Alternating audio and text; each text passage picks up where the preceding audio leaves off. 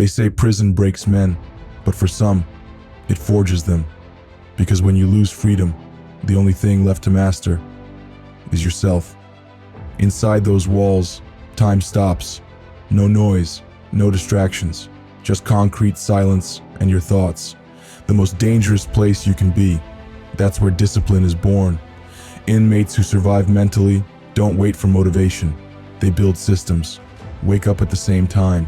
Make the bed with precision. Push-ups until failure.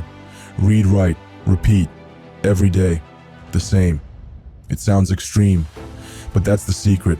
Structure replaces freedom. Routine replaces chaos. In a place where every choice is taken away, they learn the value of the few they still control. And outside, it's no different.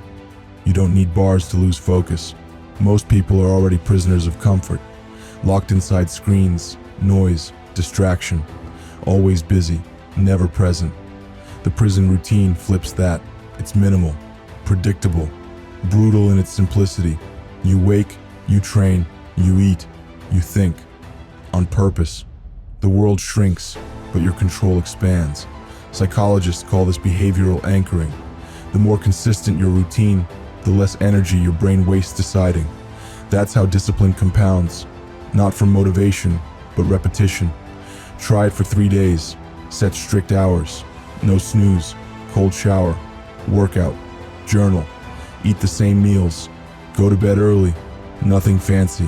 Just order. Feel how silence becomes sharper. Time slower. Thoughts clearer. Because when life feels out of control, control something small. That's what prisoners learn.